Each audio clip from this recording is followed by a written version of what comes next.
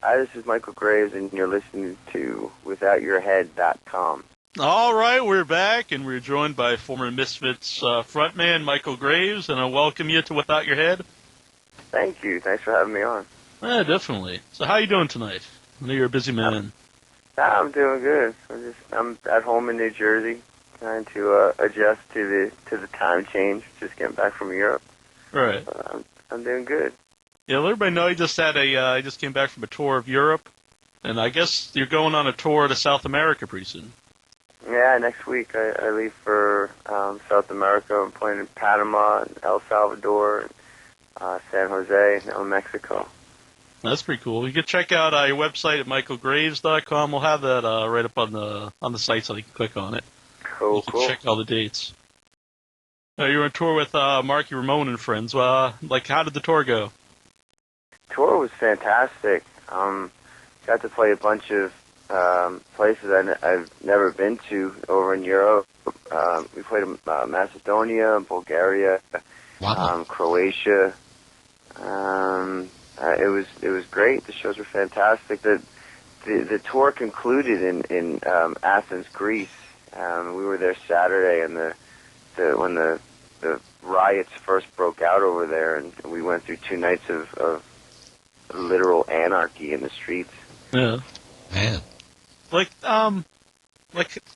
is it like knowing that you got fans all over the world? Yeah, that was one of the most special things about this tour. To me, it's completely humbling, and it's always amazing.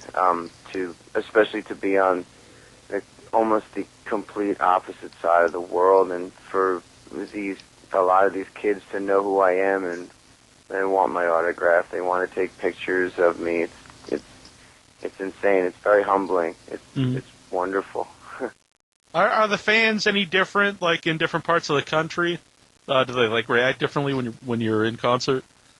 Well, yeah, sure. Again, over in Eastern Europe, a lot of these places like Croatia, Serbia, we played in Bucharest. Communism fell in 1989. They went through big, cultural transformations from 1989 and through. And before that, rock and roll was literally, outlawed.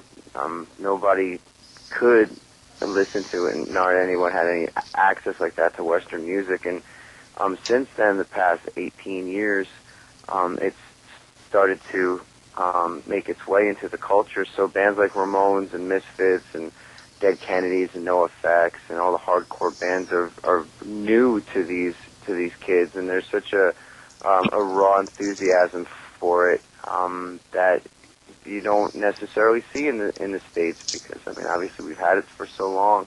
Mm-hmm. So these kids really, really are in tune to the music, and it shows when you play for them. That's cool. We got a caller here on the line. Do you have a question for Michael, and who are you? This is Tommy doing from the chat room. All right, Tommy, how you doing? What's up? Good. What's up, Michael? I just wanted to say first off a couple of things. I'm a huge fan of the Misfits. I really like the Graves era, which is excellent. Thanks. And my question to you, I actually got 2. My first one is, how does it feel to be touring with Marky Ramone? It's a dream come true, actually. Yeah, I was certainly a Ramones fan ever since I was a little kid. They were one of my favorite bands ever, and I was always just mesmerized by Joey Ramone and his voice. I had the opportunity to meet him and hang out with him and work with him while I was in the Misfits. And for now to be standing where, in the middle there with Marky playing drums, and the opportunity to help Marky carry on this legacy is an incredible experience for me, and something that I take very seriously. So it's great. Yep.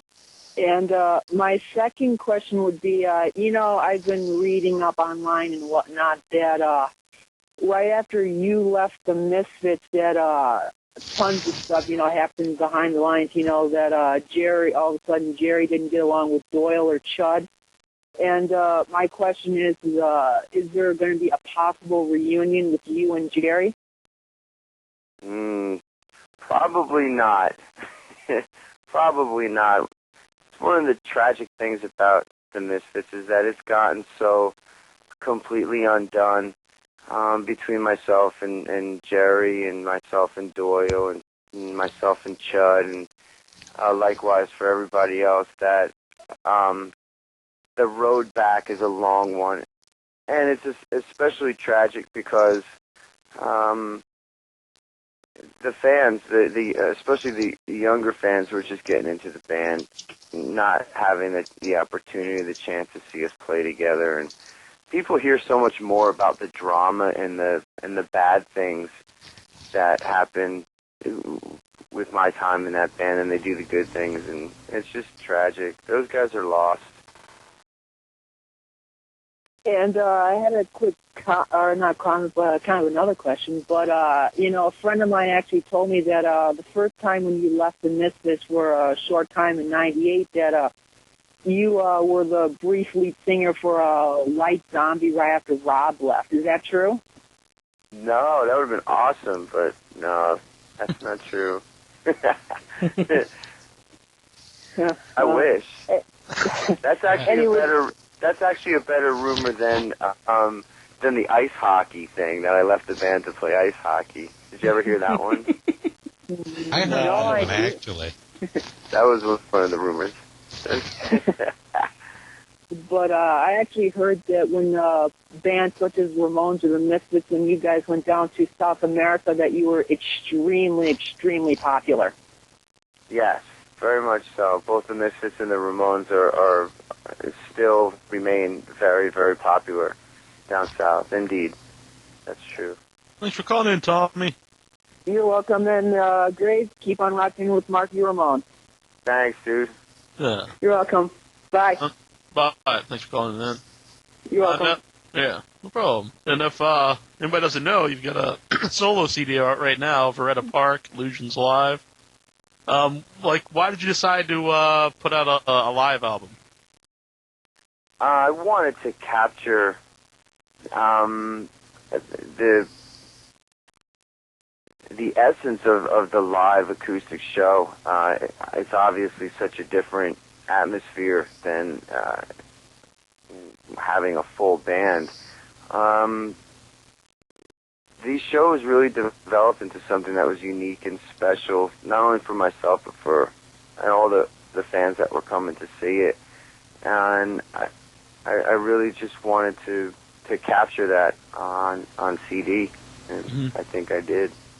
I read in a recent interview you did that Veretta Park is a reference to Nirvana, that you're a fan of Kurt Cobain. Was there any song on there or that you've done in the past you would have liked to have done with Cobain? Any song that Kurt would have been interested in playing, it would have been my honor and privilege to jam with him. Right. Yeah. Well, I also got to let everybody know that you actually got I think it's your acting debut, as far as I know. Perkins 14, it's going to come out January 2nd. Yep. How did this come about, you getting an acting role? I got a phone call from the director, Craig Singer, who I did a cameo in one of his first films that he did back in 1995 with the Misfits. He was doing a movie called Animal Room. Had Neil Patrick Harris and Amanda Peet. Matthew Lillard was in it. And I ran into Craig at a convention that I was doing in New Jersey, and we just kind of got to talking. And I told him if anything in the future, as far as acting roles or opportunities come up, and anything that he thinks that I might do well with, to just try to keep me in mind. And a couple of months went by, and I got a call from Craig, and he said that he was working on this film called Perkins 14, and that there was a role that he thought I might do well in. So he put me in touch with casting, and I auditioned and screen tested for the role, and they gave it to me. You want to let everybody know, like the basic premise of the movie? The basic premise of the movie is there's a man by the name of Ronald Perkins who abducts a bunch of people and does all sorts of experiments and stuff on them. And many years later, they're unwillingly leashed into the neighborhood by these cops after they catch Mr. Perkins, and all hell breaks loose. And this is actually part of the it's part of the Horror Fest. 8 Films to Die For. Now the third year they're doing it. Yeah, that? You going, sir? I was going to say that this film's special because not only is it part of the 8 Films to Die For Fest, but it was developed through a company called Misifts that partnered with 8 Films to Die For to present the film for their ongoing 8 Films to Die For series. But Misifts is it's an online community of actors and directors and screenwriters and artists that they collaborate, and they can pitch projects, and they can promote projects that they're involved in. 14 came about through one of their online competitions that they had, where people, screenwriters, would submit their ideas, and then there were 10 finalists, and then they would vote on that eventually till they got a winner, which was the idea for Perkins 14. And then actors who were registered on Misifts were able to upload audition tapes for leading roles within the film, who were also voted on. And they just did a competition for the key art for the film, and it just really puts, again, the fans and the people who are actually making the film totally in control of what gets produced and what gets made. And it's really exciting, and nothing like that has ever been done in the film industry before. So it's a pioneering project as well. That sounds pretty wild. Really, yeah, it's really cool to be a part of. Yeah, I think they call it the Ghost in the Machine contest. Yeah, yep. Yeah. Oh. And plus it gives maybe somebody who would never get noticed otherwise, a chance to people see what they got to do. Mm-hmm. Absolutely, exactly. It gives the quote unquote the nobody out there a shot at doing something, and it's really I hope they exciting. continue that, though. That sounds like a great idea. Well, that's the day. Yeah, if this is successful and this turns out to be something that does well, hopefully this type of production model will continue. Mm-hmm.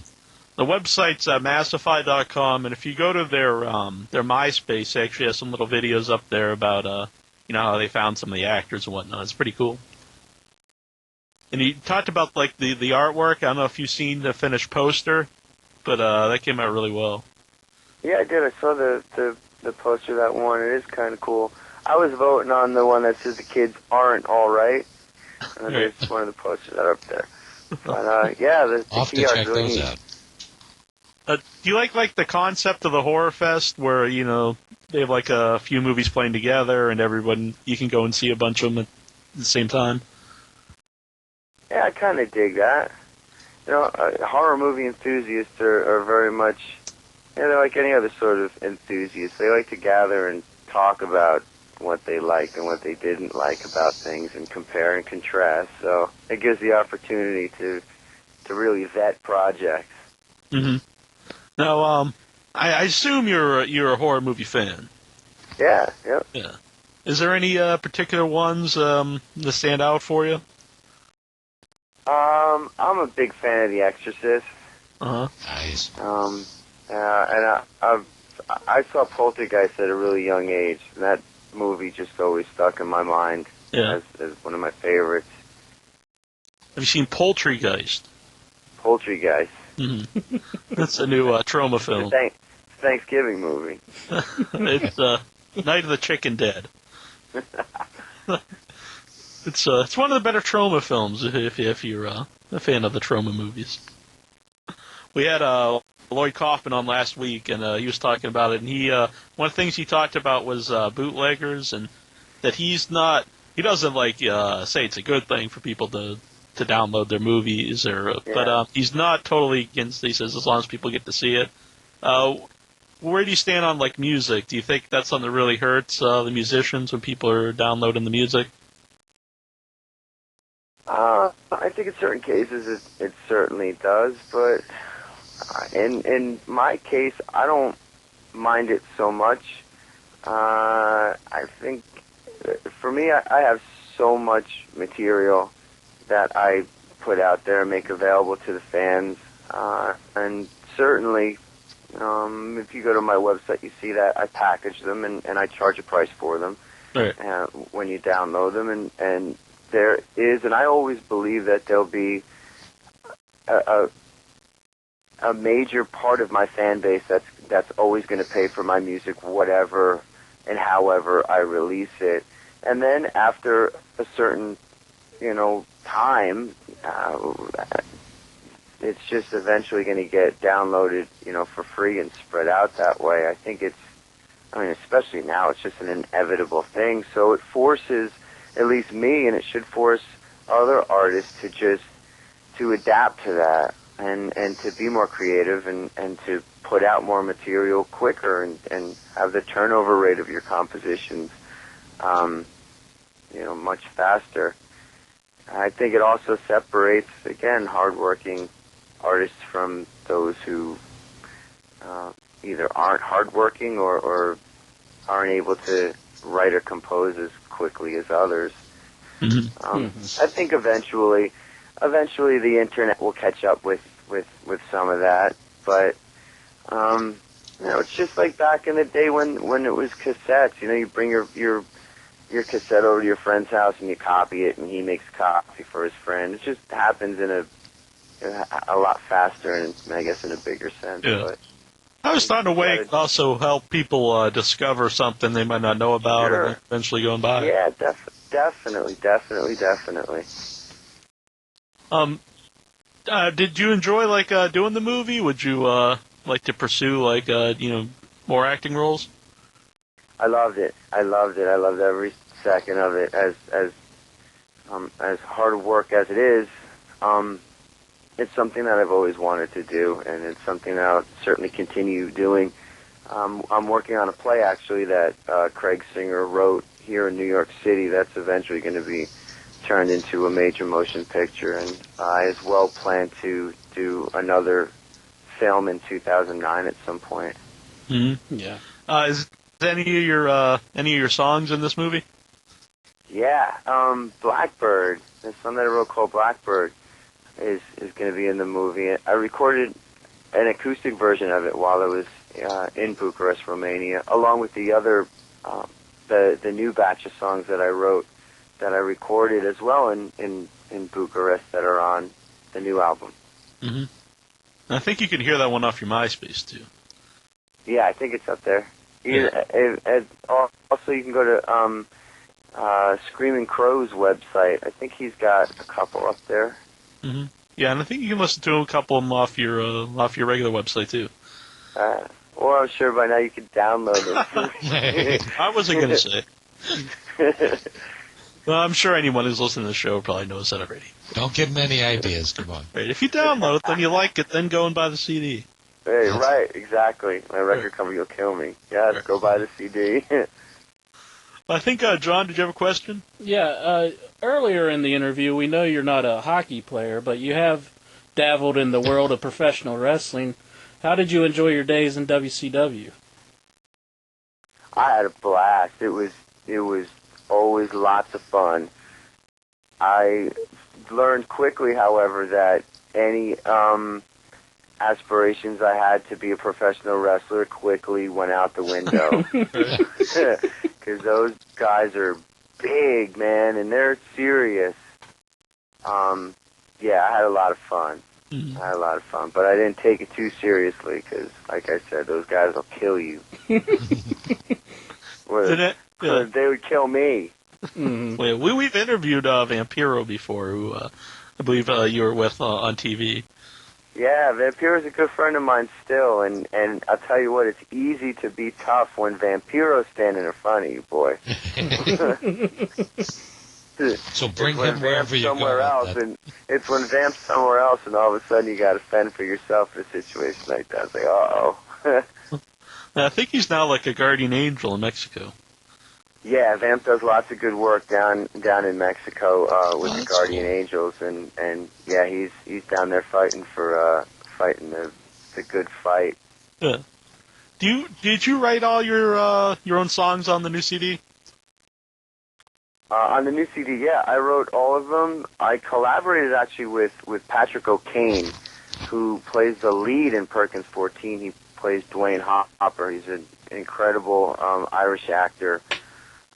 He's also a successful writer and a really great person. And we collaborated on one of the songs that's on the new album. Mm-hmm.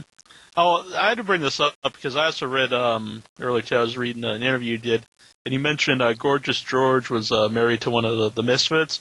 Did he meet her when he was in WCW? Because that was I think at the time she was with Macho Man Randy Savage.